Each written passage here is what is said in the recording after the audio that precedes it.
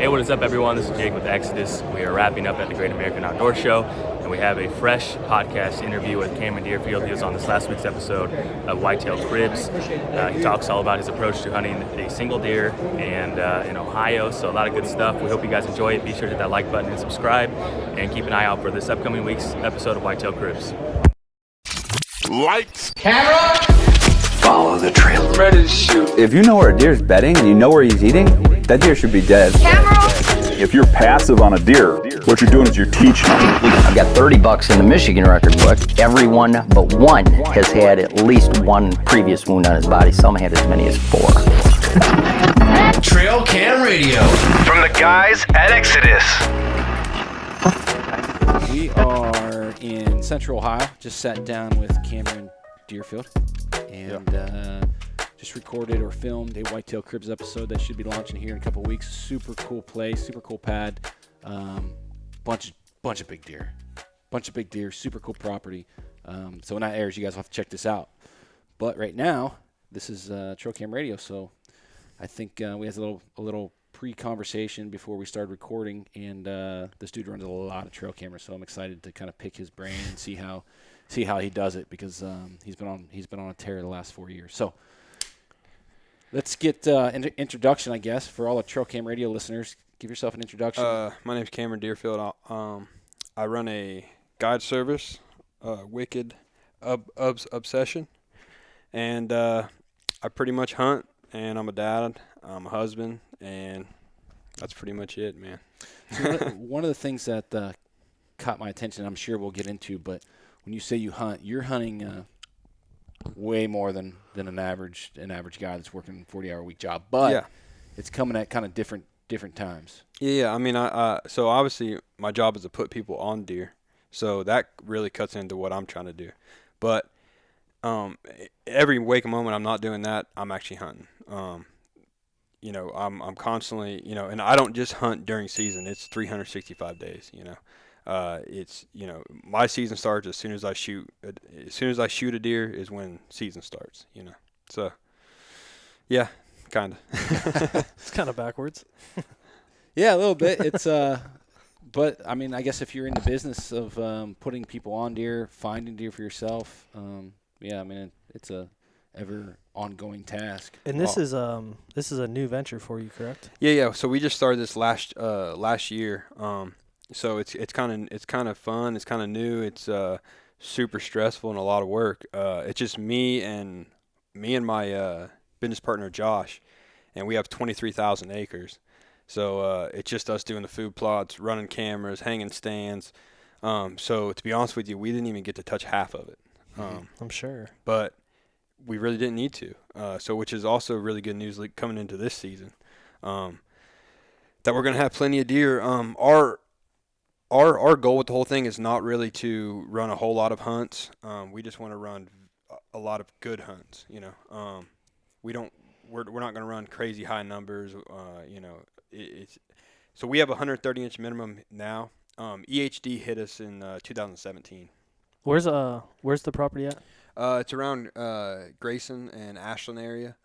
It's Kentucky. Yep. Yeah, yep. That's. And it's solid ground. The problem there's just no crops. It's all mountain country. Big woods. Yep. So we're kind of bringing that in, planting soybeans, planting corn, and I mean it honestly it took the deer months to even realize what these things were, and then once they found them, I mean it was fire. That's pretty interesting. It's always interesting to talk to different outfitters because, as trail camera manufacturers, whatever, we talk to a lot of these guys, and sometimes I'm trying to think of how to phrase this without putting any digs in anybody, but a lot of times we'll have these conversations, and these outfitters will come up and like they have their moment, like they're all puffy, and I ran 300 some odd clients, and then you start digging a little bit deeper, and it's like on 1,000 acres. Yeah. So they have cool. That's what I mean. 100 stands, 100 guys in there every 2 weeks, and if they kill deer, it's because they're not on a natural movement. Yeah, and so those are also the guys that cater out every meal and go on hunting trips themselves. So they're in it for money. You know, we're not, as long as our bills are paid and our family's good. That's all we care about. We're not out there to get rich off deer. Honestly, it's a giant chess match that we just get to have fun with. Well, it's cool because I think, today was the first day that we met, but just listening to you talk and hearing some of the stories, I think the obsession for you is actually that chess match and figuring these deer out and the 100%. strategy that goes into it. Like, Yeah. that's the bigger part. Yeah. Because like you just said, like the moment you shoot one, like the season starts the next day on the Yeah. next one. And I think as whitetail deer hunters, that is trying to figure these deer out. Like that's the passion. That's the love that keeps us going and driving, because a lot of times, at least for us, I don't know about your track record, it's a little bit different than most people, but most people are going to have more failures than successes. I mean, trust me, I fail. I fail a lot. I was telling you earlier, I went from 21 to 25 without even killing a buck, but there was misses in there. There was mess ups, and like I tell everybody, when I was a kid, my dad and my grandpa were great hunters. They knew how to kill deer. But when I decided I want to kill big deer and only big deer, I pretty much had to teach myself. There was nobody around. And that's where, there's so many failures in there. But they taught me so much also, like I'm more proud of deer I missed than deer I've killed, and it's because, everything leading up to that. And missing isn't just shooting at them. It's, blowing them out, all this other stuff that I basically had to learn, how a deer bed, thermals, all this other stuff, like I learned while I was hunting, reading books and stuff. So I kind of grew up in this era that was like cell phones just, texting and everything just started coming out when I was in like 10th, 11th grade, So I kind of had to do the old school way, kind of read books and all this other stuff. So, and like I think my senior year of high school, I missed 38 days hunting. So it's like, I would tell That's my mom and dad, incredible. like, hey, I'm off to school, and I'd go park my truck like 2 miles down, and I'd walk back, So it's like I've just been totally obsessed with deer since I was, probably 4 or 5 years old. No way. Oh yeah, I shot my first deer when I was 10, and it's because I missed 2 other deer prior to that, and I was 10 years old, and I shot that deer. And that summer, I remember sitting. We used to have this big cookout with all the family and everything, and I remember sitting there, and I was 10, and everybody's talking or whatever, and I'm like, I'm going to be the greatest deer hunter you guys ever met. 10 years old. Just had these dreams of just chasing giants, reading magazines, and everybody laughed at me, and I'm far from that now, but I'm still chasing those very same dreams, So it's pretty cool. It's kind of cool to me. Like I've devoted my entire life to deer. At what age did you start bow hunting? I started bow hunting when I was 11 years old. I started shooting bow when I was 4. Couldn't shoot a bow at all until I was about 10. It was all over the place, And then, once I really started I think it's once I got to the age where I could actually hone in and actually, focus, that's when it all kind of started for me. I was 13 when I shot my very first bigger deer, which is like a 125-inch deer, and it just, Shooting Pope and young deer at 13 years old. Yeah. It's pretty cool. And the way it happened too was like, so me and my dad had this property, and he like the whole night before, him and his buddy stayed up drinking and everything. So the next morning was rough for him, and he was like, he's like, just walk up there. And I had a climber on me that was the size of me, and I walked up on this hill. I picked a tree out, and at 8:45, he was standing there at like 12 yards, and I shot him. And I remember I didn't have a phone or anything, but we had these walkies, and I told my dad, like, I just shot a giant. To me it was a giant. And okay, whatever. He's like, I will be there, and he didn't show up until like 10:30. And he walked up into the field, and I'm up there jacked. And it's kind of funny because like back then I really didn't know how to use climbers, so I was like 10 feet up, like facing the ground. So it was and then he came up, and he was like, where's he at? And I showed him, and it was just a cool moment. Oh, for sure. That's really cool. But that's kind of where it all started for me. And honestly, I didn't run my first trail camera until I was 22. So Really? I didn't even. How old are you now? I'm 28. 28. And but when I started it, it was just a sickness. I chase one specific deer every year, and I run anywhere from 25 to 35 cameras for that one deer. So And that's just on this farm here. Yeah, it's just on this farm. And I have 3,500 acres, and I've killed my last 4 on probably 120, 150 acre circle. But there's reasons for that. I actually live here. It's easier to do it, so I can come home and I can suit up, head out. And it's just I become attached to these certain deer, and and the fact that I get to watch them grow, the fact that I have history with them, that all just kind of adds to it, Oh yeah, that's super cool. You were telling us when we got here that the buck you shot last year, 189-inch buck, you filmed him out your back door. Yeah, so I would film him right there, and I'd be shooting bows, and like literally, you could hear my arrows smacking the target in footage of him just out there, and he didn't care. That's wild. And it's That's just pretty wild. and I'm thinking to myself the whole time, like, there's no way I'm gonna kill this deer. Like I'm just this is all happening way too perfect. And but that deer I had at that time, that was the 4th year of seeing him, and I just watched him grow into a giant, and it all just kind of worked out. And having that that previous years of history with him, and knowing what he was going to do, and kind of it just worked out. So when you're so that specific deer, 190-inch whitetail, you start talking about the history that you've had with that deer in previous years, 25 to 35 kind of number of cameras dedicated. What's a strategy there on the trail camera side? Is it in season, like I guess we'll call it not real time, but in season data, or are you running cameras for like historical data for the following year? 365 days a year. Mm-hmm.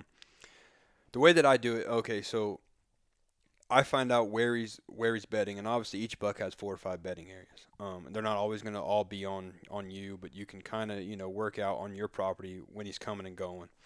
And I figure out all these bedding areas. I surround them. I figure out which bedding area he's using on a certain wind. If he's coming into a camera, I pay attention to where he's coming from, and I keep a written log of all this.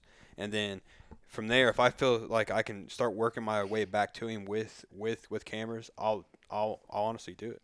And basically, I pick him apart without really even being there. I do hunt a lot. I do, I'm out there a lot, but it's the cameras are single-handedly what has developed me into the kind of hunter that I am today, which is picking out a specific buck, only going after him, and I'll pass every other deer on this farm, whether they're bigger or not. I'm going after him.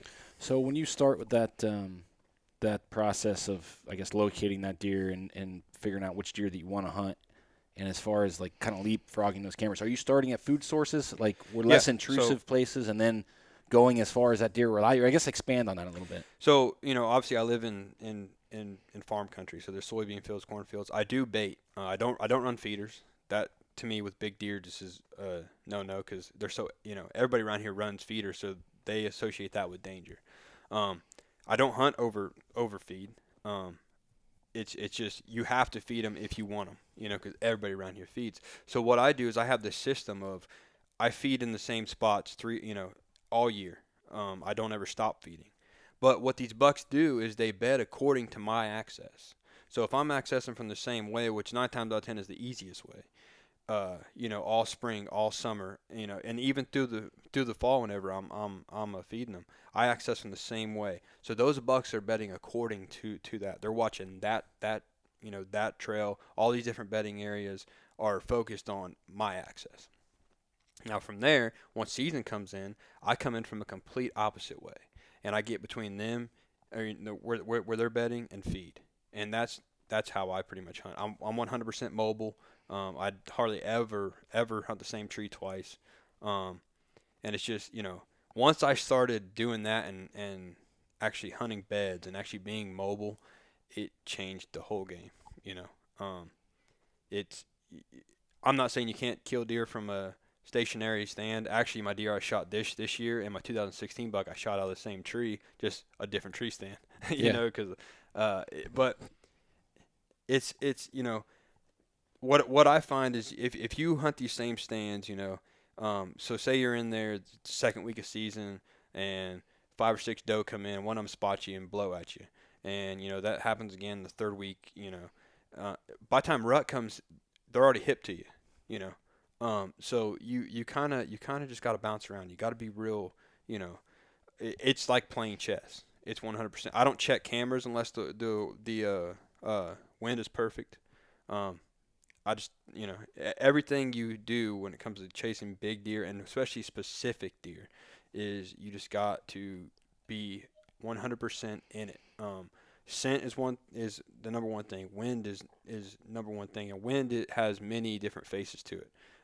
How he's using each spot with a certain wind. Make sure the wind is in your favor no matter what. Which, being mobile is, leaps and bounds what helps you there. But yeah, man, I mean, other than just, being smart and using somewhat of a common sense strategy about it, cameras are the number one thing that help me kill deer, basically. So when you're, let's pick Papa, for instance. Okay. How many years of history did you have with that deer before you killed him? So 3 years of visual history, but it was over a 4-year period. So he was here in 2015. He was a 2-year-old deer. And he already was, probably 100 to 110 inches, which is a solid younger deer. And then the next year in 2016, he wasn't here, which, that could be because there was beans here one year and corn the next, or, he wasn't here. And then in August of 2017, I got him on camera, and I didn't know who he was at first. I keep all my trail cameras pics from every single year. That's kind of what I wanted to get into with this. Yeah. So he had basically the same exact frame. He had like this little extra kicker between his 2 and 3, but it was the same thing. And instantly, as soon as I went back, I'm like, that's him, And so from there, I went into that season with him, as a potential shooter, and then a 6-year-old deer. And that's kind of where it started. When he came back, in August of 17, he stayed. And it was kind of cool because that was when, Zeus, which was a deer that was here with him, which was a deer I ended up shooting in a 17. I had 3 years of history with him and sheds and everything. So Papa would have been my second deer that I really built that much history with, and was able to, basically pick him apart. So when you're running cameras for those specific deer, you mentioned you're keeping all of your photos, every picture you've gotten of that buck. Mm-hmm. Are you organizing those in any certain way? Not at all. I'm not an organized person. But what I do is I keep – the only thing organized about me is a log that I actually keep. And I keep one tablet for each deer if it's a deer that I think that I'm going to chase. And so – being a 2-year-old, whenever he first showed up and having the frame he did, right then I knew, if this deer, is here in 2 or 3 years, he'll be a giant. So, instantly right then I just kept a log of everything. And when he didn't come back the very next year, I kind of forgot about it, almost threw that log away, But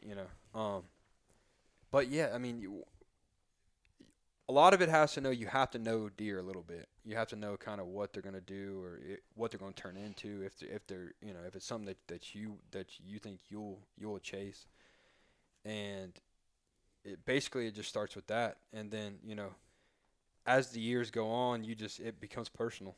You every time that they make a move and kind of, make you look stupid or it just kind of builds it, and it's almost like a my grandpa taught me how to play chess when I was super young, and I used to get bored with it.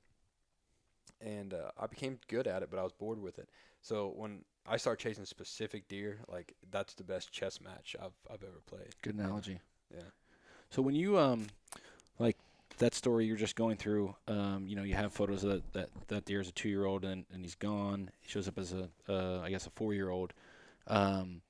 When you get those pictures from the previous year, where that deer is showing up, are you leaving those cameras in kind of the same locations? Or yeah, so I kind of adjust them throughout the season, but they're in the same areas. Mm-hmm. Now what I've noticed is every year I kind of kill the top buck here, the most dominant, buck here. They kind of take over their area. Not 100%, but kind of, That's when their maps kind of become crossover, one. He still has his favorite bedding areas. He still has his things that he likes to do. And that's one cool thing about picking out these single deer is like the whole like personality of each deer is so different. Papa, which is the 180 9-inch deer, he was laid back. I mean, you never saw him fighting, just chill. And then Rocky, the deer I just shot, and even Zeus, they would fight every deer, And so it's kind of cool to really get to know all these deer. And as far as the cameras go, you have to adjust them a little bit. But now that, I've spent so many years on this farm, this is my seventh season going in on this farm, I kind of know where to move them to. If I shoot the top buck here, I kind of know what that next buck is I can at least catch him in there. He might not stay in there as much or do all the same things, but I can catch him. So I would assume by locating these deer on food, bait stations, those typical cameras are going to probably be in photo mode. Yep. Longer trigger delays, just gathering general inventory data. Yeah. But then when you're trying to figure out a deer's personality, are you using video mode more, or are they on scrapes? Like what's that look like? So if it's on a scrape, it's 9 times out of 10 video. If it's on like a creek crossing, it's video. Things like that. And then I go out and I watch these deer. Luckily, I have a lot of soybeans around me and everything. So in the summertime, I get to go out and watch them and film them. And you learn a lot like that, when you have a whole bachelor group of 4 or 5 bucks walk in and, these 4 ain't messing with him, or as soon as he walks in, they kind of scatter or you got this 4-year-old that's trying to like prove himself to this 6-year-old, and it's just kind of cool, It's a lot like if you took a bunch of teenage boys and locked them into, a basketball court and gave them all, like go at it. It's kind of like that. They all kind of it's a good analogy too. Yeah. You're full of good analogies. It's like a hierarchy that they kind of just follow rank and they kind of figure it out themselves, like who's top dog, who's second, who's third, and who's at the bottom of the chain. So that's I mean, and especially in the deer world, there is a complete rank system. I mean, it honestly is. I mean, it's just. And I think a lot of times we see that even with doe family groups, dominant does coming out in food sources, they pick their spot in that food source, and like if there's another deer that comes near them, like they're getting kicked and whatnot. So if you're watching this on YouTube, we had to make a quick cut. I was sweating, I was pitting out in that sweatshirt, had to get rid of it. My ears were burning. Cameron had to take a leak, so I had to take a quick break. But we'll jump back into this. It seems like as we start talking about all the different deer on the wall, and specifically, I guess, the last few out of the 4 years, Thanksgiving, the week of Thanksgiving has treated you pretty well on your home farm. Yeah. And so a guy like me who targets specific deer, everybody talks about rut. I can't wait for rut. That's our worst enemy. Absolutely. That's when your deer does exactly what you don't want him to do. And that's when the neighbors get him on camera. That's when the farmer sees him from his combine. And, so I'm not a big rut guy. Now, there's portions of rut that help us. And in that portion is the later part of rut. Because obviously your bigger deer are going to get the very first does. So come, November 20th to 25th, right in that area, they're done with their first batch of does. So they're out moving again. And luckily, our gun season isn't until December 1st, usually around there. And so they're not too pressured yet, but they all get to move and, still be free without any type of major pressure. Because around here, there's not a lot of guys who actually bow hunt, which it works out for me. But that time span, man, I mean, that's my favorite time to hunt. Your bigger deer are done, guarding that first batch of does. They're out looking for that second batch of does, and honestly, they're hungry. They're wore out. You can really catch them when that's their easiest point. I mean, besides early season, that's probably my favorite time. A lot of guys, Don Higgins is one guy that comes to mind that talks about that Thanksgiving Day. He preaches that week of giant bucks, really starting to extend their cruising ranges, looking for desperate search of that last doe. But on this specific farm, I guess, do you think they're coming back to? I guess in your experience in running cameras and whatnot, are they coming back for does, or are they coming back for food? Or is it kind of different on each deer? It's kind of weird because for me, it's almost like my deer leave during that first week of rut. So what I've noticed is, the first week of October, second week of October, I'll notice that my target deer will like disappear, almost like he goes on this little cruise to check out areas, you know. And as soon as rut hits, it seems like that's where they are. They're in those areas.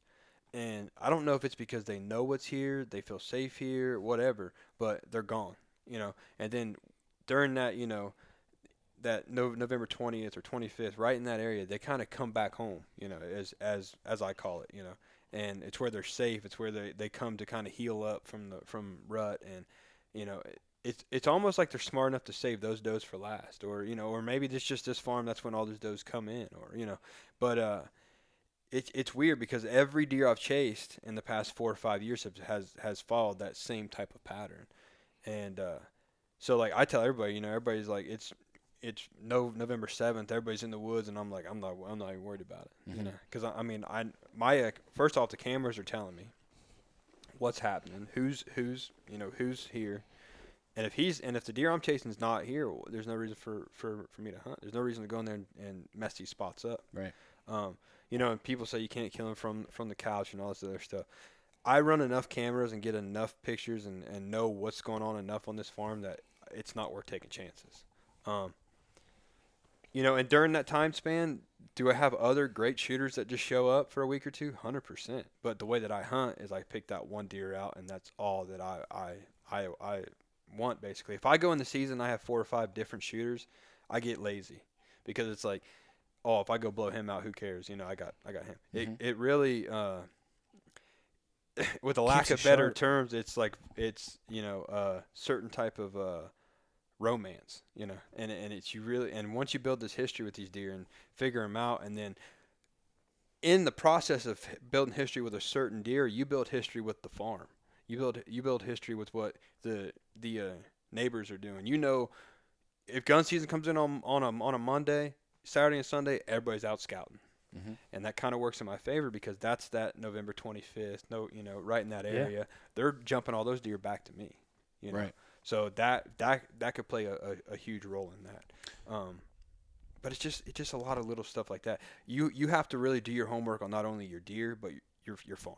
Yep. Yep. The neighbors. The point about the neighbors is a big thing. I think a lot of times deer pattern people as much as people try to pattern deer, and if 100%. you can do that with your neighbors, and that's just an added thing you can keep in your pocket. Well, this year was one of those times. I shot him the day before muzzy season, and he wasn't on camera for 3 or 4 days, prior to that. And I told everybody somebody was out scouting. Jumped him up because I saw him that morning. I was actually driving and seen him. I'm like, somebody jumped him up. Somebody was out scouting, last minute, or out shooting their gun last minute, and scared him. And I knew he was back, so I went in that day, pouring rain, worst, 9 times out of 10 you wouldn't have hunted, but I knew he was there, and I killed him. So you have to kind of know your area. You have to, and not only your farm, your neighbor's farm. I mean, it's sad because hunting now has kind of become, this dog-eat-dog world, and nobody talks to each other, and, you're everybody's enemy. And I'm not that way, 100%. Now, I try to get my neighbors like that, but it's not like that all, Yeah. But I want to know what deer that you have on camera, and I'll be honest with you. Now, if I have one certain shooter on camera that's a giant, I might keep him a little bit of a secret, but I'm not naive. I know that he's probably got it, and he's probably keeping it That's a good point. Secret too. So it's one of those things like if you send me a picture of this giant, and if I have pictures of him, I'll send one back. Yeah, I'll send it back. Reciprocated. When you have, I guess we'll circle back to a couple of trail camera questions. One of the things that we see, we run a lot obviously we run a lot of cameras, but one of the things that we see is the human intrusion and like the negative impacts that checking your trail cameras can have. Because you have so much history with most of these deer, and you have so much history with the farm, and you kind of know how it hunts. How often are you going in and checking cameras to see, like, okay, the deer's still there, he's still alive? You know, he was in here, whatever, the 25th of October on this scrape. Like, how often are you going in and checking, like, the in-season data? So, during season, I try to limit it way more than what I do during spring and summer. But on spring and summer, like, I try to do, like, a 2-week basis. And I never go in unless the wind's perfect. The wind has to be perfect. Now, granted, I'm hunting these deer according to basically I'm making them bet a certain way. So yeah, they're gonna see me, they're gonna blow out there, all this other stuff. But I'm not going in there just dumping scent everywhere. I still put ozone on everything. I don't just go in there in regular work clothes. That's just not, to me, that's not a lethal way of doing it. You go in there almost like you're hunting. It could be, you can ask anybody, it could be 110 outside and I'm going in with long sleeve gloves, because obviously you're gonna be sweating. I don't want my sweat to rub on any tree branches or anything like that. So you still have to be smart about it.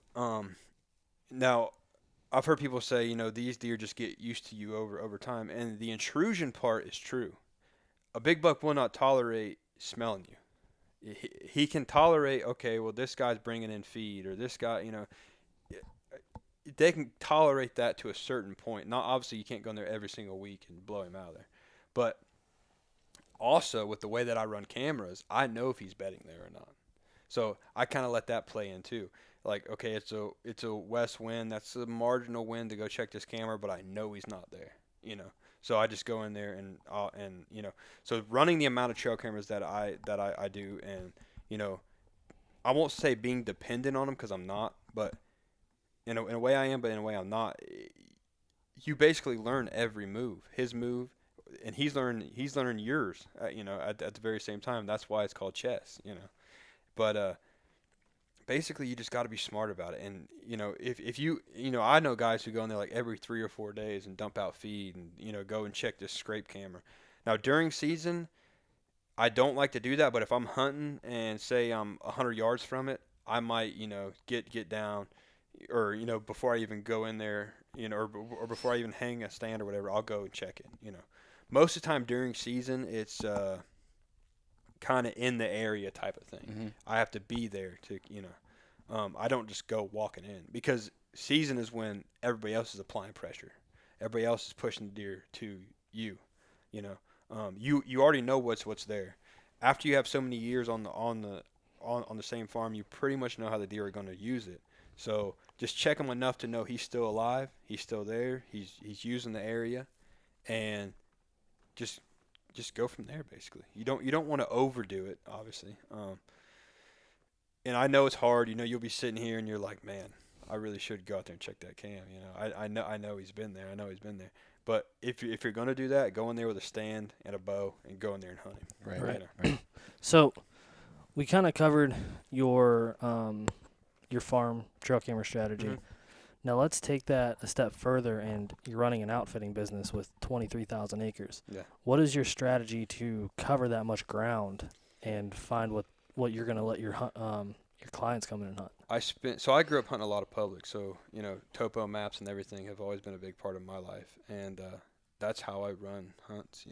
I use topo maps, and once I get a farm, I'll look at maps of it. I'll figure out where water is, where feeding is, where I think bedding is, and I walk in there with a whole backpack full of cams.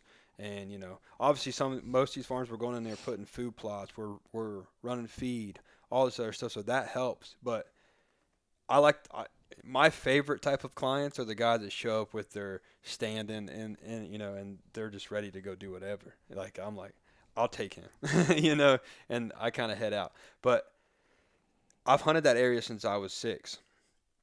So I grew up hunting this whole area, and it's kind of like I just learned, I learned how to hunt farmland here and hunt hills there. So it's kind of cool, man. I mean, it's like giving a giant board game to me.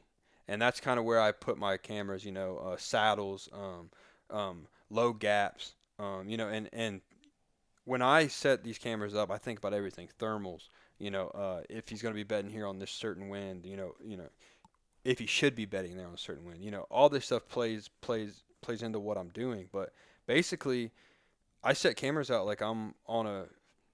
Best way to explain it is I'm on a 6-day public land hunt, and I'm trying to get I'm trying to figure out what's there. That's how I go into each and every single farm,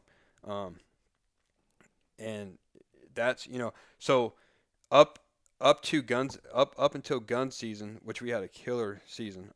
Every single client we had, we have a 130-inch minimum. Every client that we had seen a 140-inch deer or a better. But I mean, we know bow hunting. Seeing them and killing them is two different things. Right. But we have 99% of our clients have actually booked again. Oh, cool.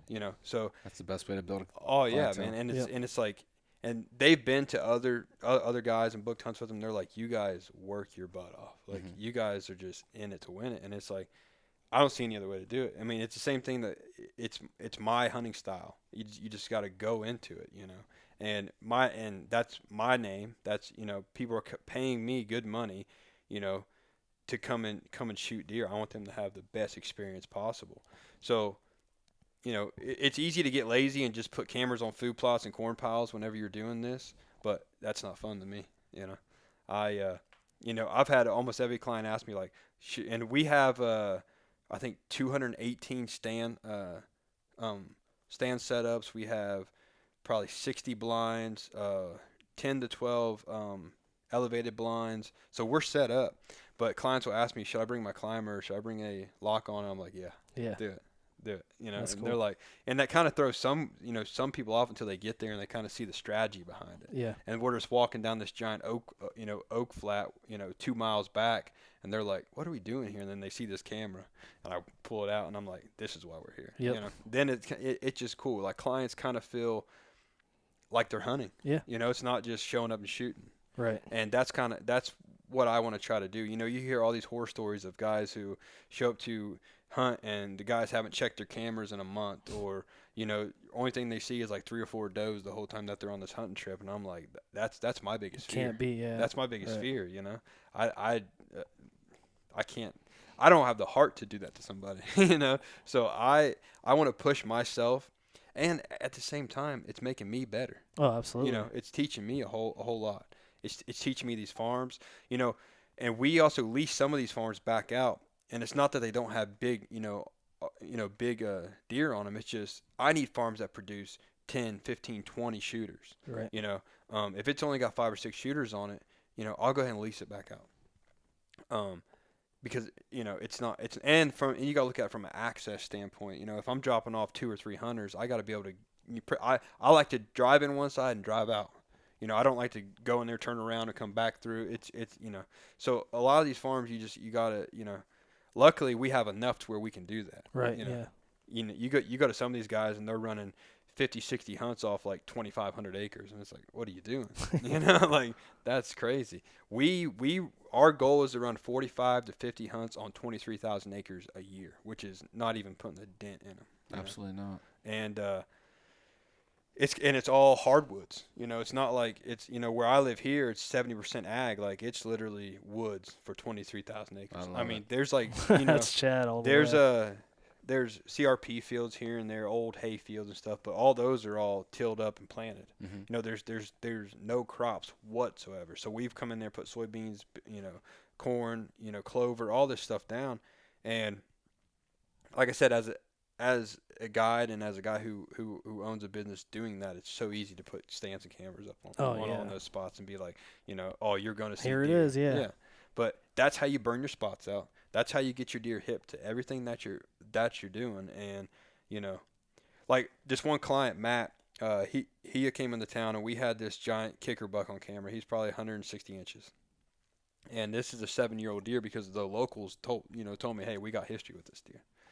So the first day he hunted a bait pile, and the deer, he's seen the deer 75 yards off coming from this really long ridge, and he told me that, and I'm like, okay. And he told me when he showed up, he's like, I got my climber, my XOP lock on, I got everything. I'm like, cool, man. And So he told me that, and I was like, look, I don't have a stand where he's coming from, but you saw him come from there. I know where he's at. I was like, I'm going to come in there about 11:30. I'm going to bring your stand, and me and you's going to go back and actually set up on him.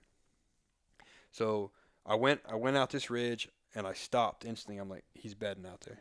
I know he is. So, and then we was in this big, long saddle. I was like, the wind is blowing southwest. He's going to come from that side of the saddle, cross this saddle, and then walk on this side. I promise you. So we hung that stand. I actually told him, I said, look, I don't want you to hunt here tonight. I'll take you somewhere else. I was like, tomorrow morning, we're coming here. He texted me at 8:30 or 9:30 the very next morning and said, I just had him at 25 yards, and I couldn't get a shot off at him. And he was like, it's insane. You put me in the middle of nowhere and put me 25 yards in front of this deer. And it's, I'm not better than anybody else. I just put the time in. Yeah, you need those topo features. And running the cameras off all these, topo maps and everything, you learn what these deer are going to do, and it's just it just helped. I think a lot of the things when guys start talking about terrain features, when you see those repeatable actions happen from one deer to the next, like that is when you start to learn. Yeah.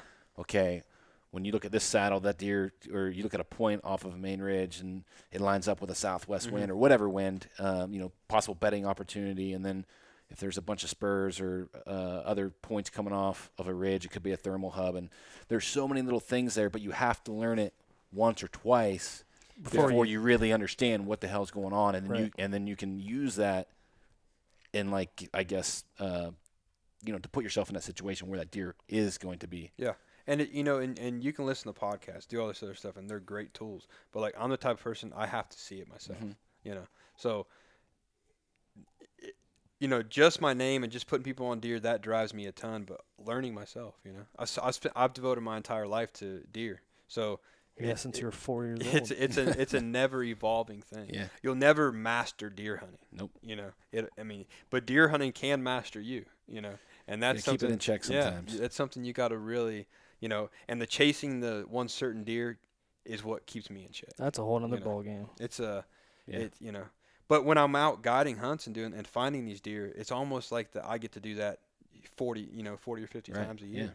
Like, I get to figure this one deer out, and I'll send pictures to clients before they even get there, and I'll send them $5 or $6. Like, which one would you like to hunt? I really like him, and I'll pick them apart. That's cool. That is cool. I'll start adjusting cameras for him, and a lot of outfitters won't go to that. Right. They're Yeah, like, they'll just say, you're going to shoot when everyone walks by. We got 5 shooters here. If one of these deer walk in, shoot them. I like to be personable. I like to, as much as I like to chase certain deer, I want my clients to feel like that. Like, it makes them feel like they're hunting. It makes them proud of what they've done. I would say if you can continue that trend and keep up with that work and the hours, you will be very successful. Hopefully. Because that's one thing. I've never hunted with an outfitter. I know a lot of guys that like the chess game or whatever, like to put the scouting time in, that don't hunt with outfitters. Because I don't want to be – and there's nothing wrong with outfitters. Like, everyone needs to make a living, and if they can service that need for someone else, hey, good for you. But for me specifically, like, I just don't want to be thrown in a stand and just sit there and, okay, luck is going to let a deer walk. Yeah, this deer's going to walk past you right there. He's going to be eating out of his corn pile when he's shooting. That's just not me. It's not, and that's where the greed of outfitting comes from. It's like, I can run 15 guys out of the same stand this year, and I can make a lot of money. Yeah. And it's we have stands that didn't even get sat in because I didn't like them, or we had clients show up that I call them higher end clients, but they're not higher end clients. They're just the guys that show up with their own stands and they're just ready to go. Deer hunters. Like, that's exactly they're hunters, And I don't care what kind of clients that we have. If you want to come and hunt corn piles the whole time, I'm going to do my best to make it the best experience. That's the thing. Some guys have to see deer to think like they're having fun or have a good time. Like, there's guys that can't go sit in a stand for a day and not see a deer. It doesn't matter if it's a button buck or does. Like, they're seeing deer. Yeah, and which they're is happy with that. Which is 100%. I understand that because you're paying me money to come do that. So I understand, you're taking time away from your family. You're paying this money to come and kill a deer. I understand you want to see deer because that's how you kind of level it off with yourself, like, oh, well, this was worth it. Yeah. But those guys that are willing to come in and just get down and dirty and gritty with them, absolutely, I'm in love. Like, let's just go. Okay, one more thing. We're at like 45 minutes. Are you running cellular trail cameras, and what is your opinion on them? How you use them? Real like 30,000 foot view. Give us 5 minutes on that. Cell cams are the best thing that I've ever best thing I've ever used as far as hunting. And the reason for that is, well, first off, my business is to kill deer. So if I say I have that client flying in from Florida and, I just scouted that area for that certain deer that he wants, and I drop cell cams off, I don't have to go back in there. Right. I can tell him, like, I can pull up a map or send him a thing on Google Maps or Onyx, like, this is where you need to go. There's a big white oak right there. Just get in that tree, and, I don't have to go back in there. So as far as that goes, it's awesome. Now, for my personal hunting, I love them. I don't run them in all my areas, but if it's an area that I feel like, this is probably 50 yards from where he's bedding, he's not really just using this on one certain wind. He could be using this on, I'll throw him there. And it's really helped me.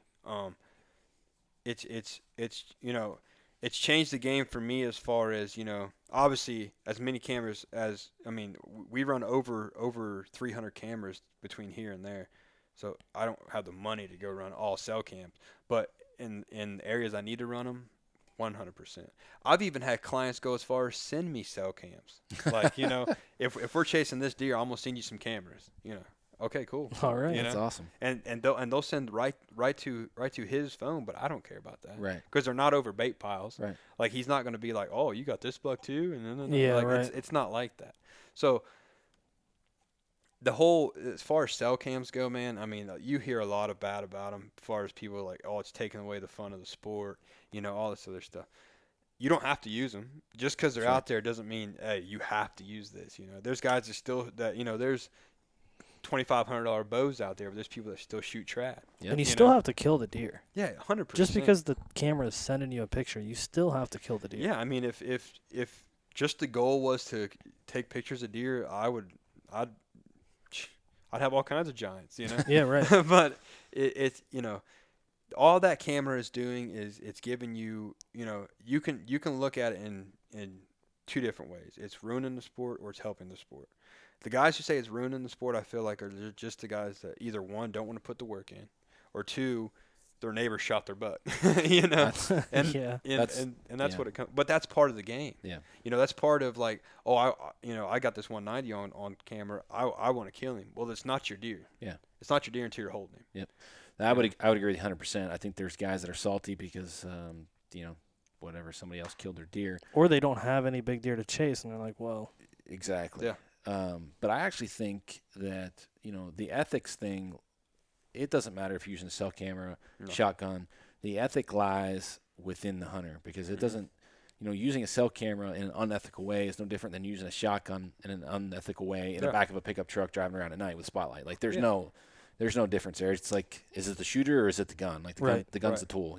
It's the shooter. But I would say that cell cams, as they help people find success, that is a good thing for the hunting community, because as people find success, they're more likely to stay within the hunting sport, the hunting community, the hunting industry. And, right now, the industry it's been in pretty bad shape. We're losing hunters, exponential rate, hunter recruitment. There's more and more efforts made towards this, but the industry is getting smaller. We have less and less hunters.